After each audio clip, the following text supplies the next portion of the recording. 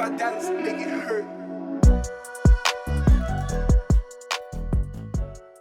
Hello, I'm Louise Ohashi. I'm one of the conference co-chairs at JALT 2020 this year. Today, it's my great pleasure to have Professor Rebecca Oxford with us to give us a little bit of a sneak preview into the sessions she'll be doing as our plenary speaker this year. Hi, Rebecca. Hi, Louise. Such a pleasure to have you here.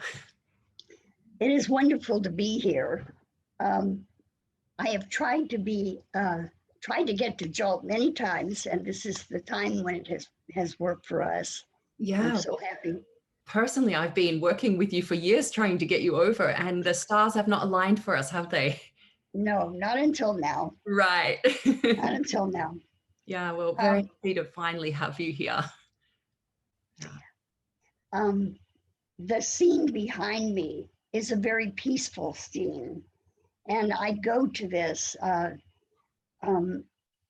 beautiful area in Greece just to feel calm, to turn inward. The picture brings me a great deal of harmony and enriches my sense of peace. Yeah. So what I'm going to be talking about in the plenary and the workshop is how language teachers and their students can increase their sense of peace and can find their roles in peace building. Because to me, language teachers are always peace builders without knowing that, without necessarily recognizing that role. Everything that we do as language teachers, or for me, language teacher educators, I've been a language teacher educator for a long time. Everything that we do helps people learn to communicate, learn to understand each other across cultures, understand ourselves better as part of the wider world. And these are all part of peace. These are all part of peace building. What I hope to convey at JALT, what I'll talk about right now, is that we help our students become aware that they are also peace builders. And if you wouldn't mind, I would like to just talk about my model of peace building that people might like to know about. It's called the language of peace approach, the language of peace approach. And it starts with the inner self, inner peace. Because as Mother Teresa has said, there's no peace anywhere else. There's no peace in the world. There's no peace at home if it doesn't start in the heart. And people know Lao Tzu, who is a famous Chinese sage. He said almost the same thing so many years ago. And then the words come up again from Mother Teresa, and in almost every religious setting, there are words similar to that. So you start with the inner self, inner peace, then interpersonal peace, peace between ourselves and our families, our friends, or even people that we don't know, or even, let's take it a step further, people that we know but we don't like. And Martin Luther King is always telling us that we need to love our enemy, and then our enemy is not an enemy anymore. And at this particular time in history, all over the world, we need to actually try to understand people who think differently from how we think.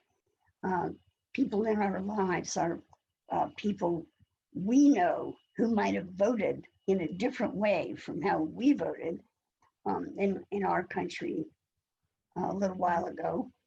Um, that is all interpersonal peace. Would you say But that there's a particularly special need or a greater need for this during these times of the COVID pandemic? I do think so. Uh, interpersonal peace and then beyond, and let me mention the beyond, intergroup peace, peace across different races and religions, uh, social statuses, educational statuses. And then, well, let's get back to the question actually right now. You had said something about, do I feel that at this particular time during the COVID pandemic, we need to have greater sensitivity for interpersonal peace? And I would say absolutely, absolutely, because this is a harsh time. It's a rough, difficult time, and we need to be able to be somewhat soft around the edges, giving, compassionate. Uh, we need to make special efforts to be kind. Loving kindness is an amazing thing, and we always need to show it, but this is a particularly good time. Yeah, well, this is a really strong and important message for teachers that you'll be sending out, and I think it is coming at a time when we really need it.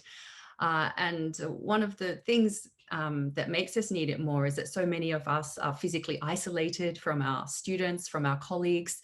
And, you know, even this conference itself, JALT 2020, we're going online for the first time with our international conference. What do you think about that, this conference happening online? Oh, amazing. This is the first international conference that I have participated in where everything is online. So it's a whole new ballgame, and we need to, I need to be particularly patient and kind, not necessarily to other people, yes, to them, but I'm hard on myself about new strange situations. This is really new and strange. Right. So it's an exciting thing to me. It's also challenging. Right. So this is a time for peace within and peace in encountering other people. What I really hope is that we can find a way to be sitting in the same room. We can find a way to feel that we are together in the workshop, in the plenary setting, that we are talking to each other just as we would if we're in the same box, in the same room. Right. That's what I really want. Right. I really want that connection. Yeah. The cross-cultural connection, the person-to-person highlights, you know, Right. those are the most important things. Well, this is a really strong message for our participants. Come along, try to engage with others, go easy on yourself as you tackle these challenges. Be understanding of the organizers, because it's all new for us, of the presenters, because a lot of them might not have done it before. Of yourself, if anything goes wrong, don't be too harsh. Some wonderful, wonderful words there, Rebecca. Thanks so much for sharing them. Well, thank you so much. Okay. It feels like a great blessing to be here. Oh, well, it's a blessing for us to have you. So thank you to everybody who's viewing this video. We really hope that you'll come to Rebecca's session and join us for many of the other exciting interactive sessions that we have waiting for you at JALT 2020. Thank you. Thank you. Okay.